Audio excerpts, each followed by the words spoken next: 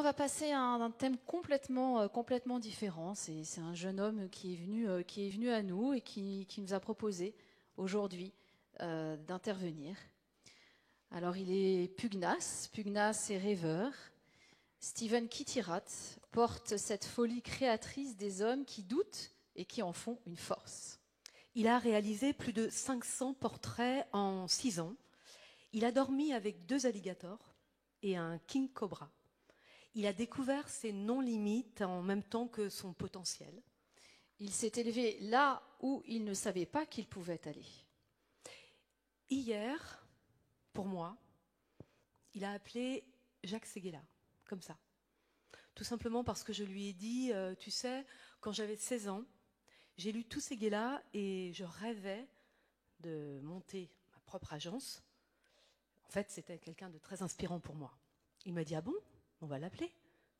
Mais non, ben si, mais non, mais si. Il a appelé Jacques Séguéla pour moi. Allô Jacques, je te passe quelqu'un. Vous imaginez ma tête? Bonjour monsieur Séguéla. Et Jacques Séguéla m'a dit, tu viens à Paris de temps en temps? Oui. Bon, alors tu prends rendez-vous et on se rencontre bientôt. Voilà, ça c'est Steven. La passion de transmettre. Lui, il se dit qu'il faut vivre sa vie. Il faut réaliser ses rêves. Exactement. Alors, accueillons Steven.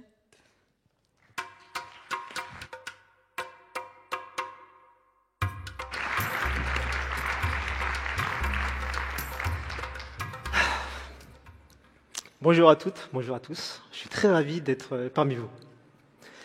Que signifie vivre sa vie? Est-ce que vous vivez votre vie? Et qu'est-ce que cela signifie? Est-ce que la première femme française européenne, Claudie Aigneret, qui est partie dans l'espace, peut-elle répondre à cette question? Ou bien le célèbre publicitaire Jacques Séguéla?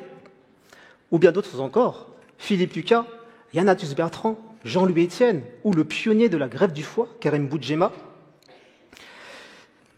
Eh bien, ces personnalités, je les ai rencontrées. Pas avec un carnet d'adresses garni d'avance. J'ai simplement fait un coup de fil. Et ils m'ont répondu. Les rencontres. C'est très important dans la vie, les rencontres. On vit aujourd'hui dans un monde hyper connecté où, pour moi, c'est beaucoup plus simple d'aller vers l'autre. Mais à 2 conditions. Il faut le vouloir et s'en donner les moyens. Et vous? Est-ce que vous vivez votre rêve? Et qui voulez-vous rencontrer?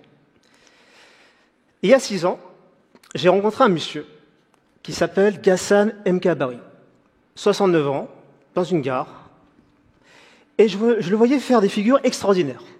Équilibre sur 2 mains, sur un skateboard. Je ne sais pas s'il y a des fans de Dragon Ball Z dans les parages, mais pour moi, c'était tortue génial, quoi. J'étais fasciné par le personnage. Depuis, on s'est entraîné dans la même salle de sport, et j'ai vu toute l'émotion qui suscitait autour de lui, parce que Ghassan, c'est quelqu'un qui partage, quelqu'un de généreux. Et là, je me suis dit, tiens, interviewe-le. Et donc, c'était la première personne que j'ai interviewée. Depuis, je me suis dit, il existe certainement d'autres Ghassan, quoi, imprégnés de cette même énergie de vouloir transmettre. Aujourd'hui, 6 ans après, j'ai interviewé plus de 500 personnalités. Donc, le créateur du jeu du Dr Maboul, John Spinello, le chef pâtissier de la Maison Blanche, Billy Ossès, le champion du monde de pizza, Thierry Graffagnino, ou bien encore, la vice-doyenne de l'humanité, Sœur André, qui a aujourd'hui 118 ans. Il y a de la marche. Donc, la question c'est, comment j'ai fait et qu'est-ce que j'ai appris de ces rencontres? Eh bien, tout d'abord, je me suis posé cette question, quelles sont les personnalités de l'ombre qui ont contribué à notre société? Vous avez tous quelque part pris le TGV, peut-être pour venir aujourd'hui, ou peut-être repartir tout à l'heure ou demain. Eh bien, je me suis dit, qui a inventé le TGV, quoi? Eh bien, ce monsieur, c'était Jacques Cooper. Oh, pardon, j'ai fait mal à la zapette. Jacques Cooper. Donc, Jacques Cooper, c'est lui qui a designé, fait le TGV. Et c'est vrai que ce monsieur était pour moi quelqu'un qui m'a beaucoup inspiré. L'une des personnes de l'équipe m'a posé la question d'ailleurs, quelle est la personnalité qui t'a le plus inspiré? Alors c'était très difficile de répondre à cette question. Donc, mais Jack Cooper fait partie des personnes qui m'ont beaucoup, beaucoup inspiré. C'est quelqu'un qui ne calcule pas, très généreux, comme Ghassan. Et c'était un peu, quelque part, un grand-père pour moi. J'ai aussi consulté les pages blanches. J'ai rencontré l'un des plus grands professeurs de théâtre qui a eu comme élève Fabrice Lucchini, Isabelle Huppert, Gérard Depardieu, Jean-Laurent Cochet. Pareil, un coup de fil, je l'ai rencontré. Mais encore, il suffit parfois juste une petite attention. Un jour, je suis allongé, la télé allumée, et j'entends un monsieur parler, un commentateur. Et j'étais tellement subjugué par son énergie, par sa vibration, que je me suis dit, mais c'est qui ce gars en fait qui parle?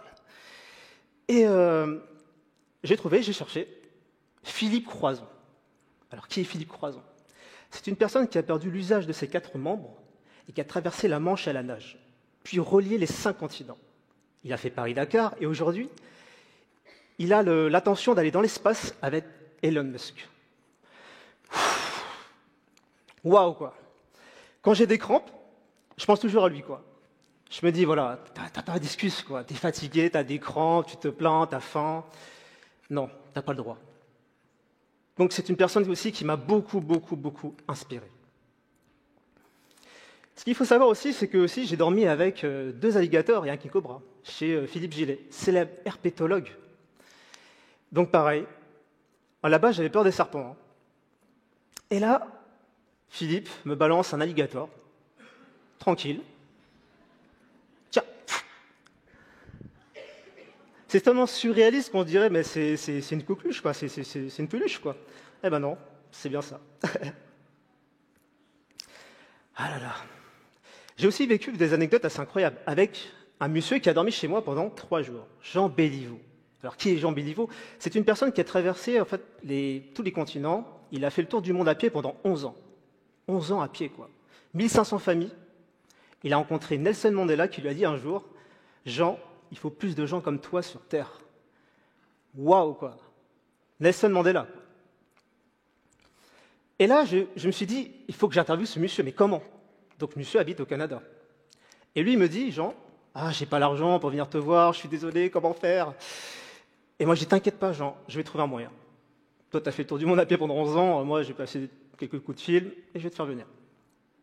Donc, qu'est-ce que j'ai fait? Et un festival a accepté, du coup, de le faire venir. Et j'étais trop contente de voir La Défense, quoi. Et je dis, voilà, Jean, tu vois, on a réussi. Donc, il est venu avec sa femme et on a passé 3 jours dans mon petit studio, quoi, à nous raconter des histoires et tout. Et moi, j'arrêtais pas de regarder ses pieds, quoi. Toujours, j'ai dit, mais purée, ses pieds, quoi, ils ont fait le tour du monde, quoi. Enfin bref. Aussi, autre anecdote, alors là, il y a beaucoup de personnes. Hein. J'ai fait une soirée avec Alain Duverne, créateur des Guignols. Après l'interview, je dis à Alain, il faudrait qu'on fasse une soirée avec quelques personnes que j'ai interviewées et qu'on les réunit tous ensemble. Il me dit, OK, on va faire ça. C'est une sorte de TEDx quelque part, mais dans un appartement. Et là, on a passé un moment fabuleux avec une vingtaine de personnalités. Et là, il y a eu un moment, comme aujourd'hui, de silence où chacun écoutait l'un et l'autre. Enfin, c'était vraiment très... c'était magique, quoi. Il y avait un respect. Ce qu'il faut savoir aussi, c'est que pourquoi ces personnalités ont-ils accepté aussi de me rencontrer? Eh bien, en fait, il faut être soi-même, simplement. Alors, ça paraît bateau de dire ça, mais il faut aussi montrer qu'on est faible, en fait, par moment. Qu'on est... comment dire? Il ne faut pas cacher, en fait. Moi, j'ai souvent dit, ah là, je suis venu, j'avais pas beaucoup d'argent, donc j'ai pris le bus pour venir vous voir. Et la personne, en fait, elle est touchée, en fait, par votre parcours, votre discours. Et en fait, ça lui rappelle lui, quoi, ou elle, à ses débuts.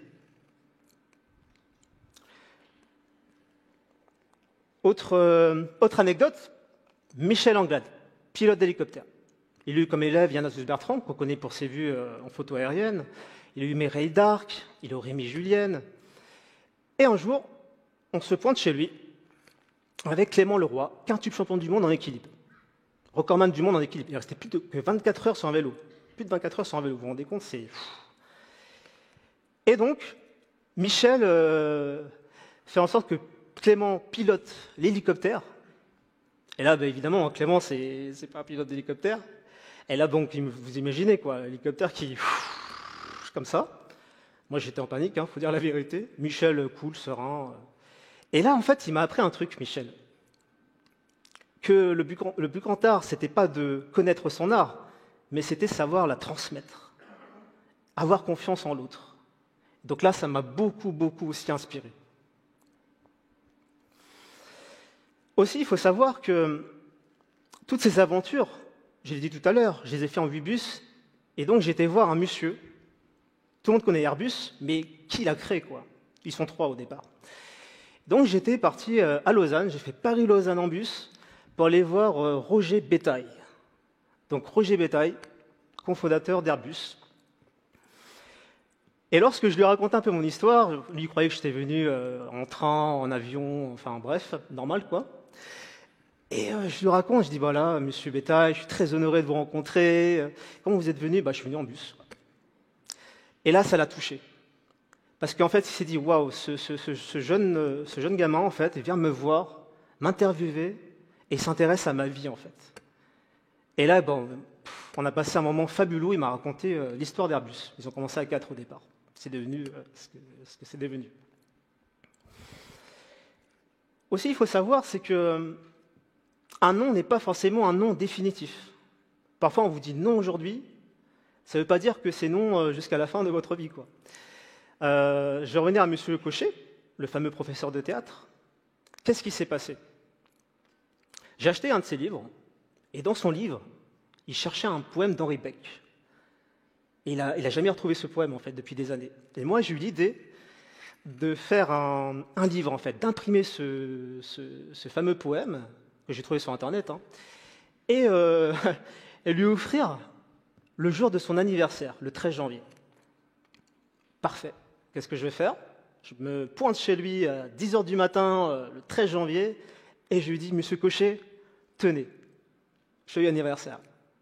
Et là, il me dit, mais il ne revenait pas, en fait. Le soir, il me rappelle, et ça l'a vraiment touché. Et il me dit, voilà, j'ai tellement été touché par votre geste qu'on a même étudié les poèmes d'Henri Beck avec mes élèves. Quelques temps plus tard, on fait l'interview. Il m'a fallu attendre 4 ans. 4 ans pour pouvoir l'interviewer. Donc voilà.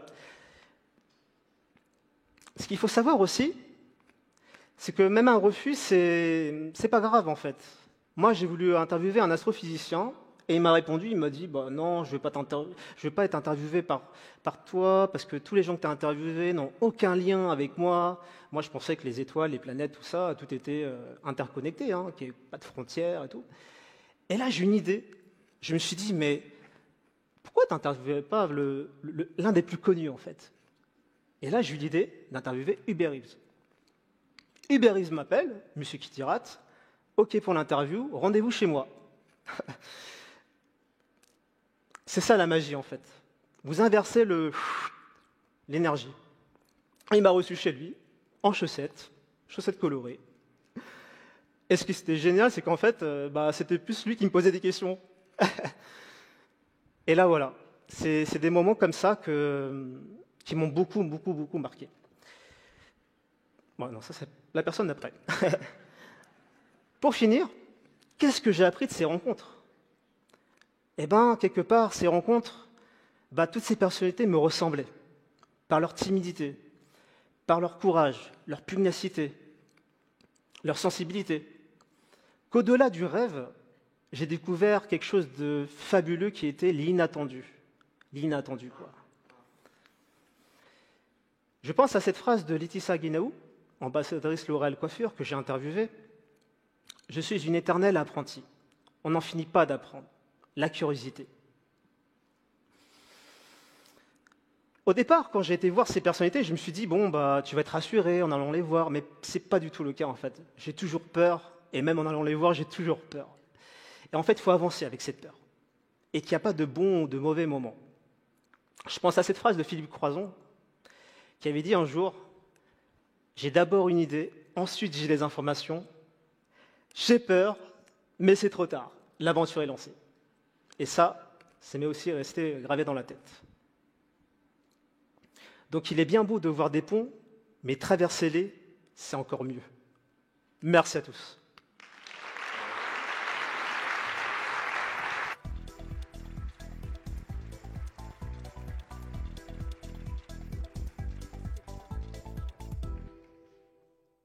C'est une simplicité, une humilité, une gentillesse qui nous galvanise. Merci Steven.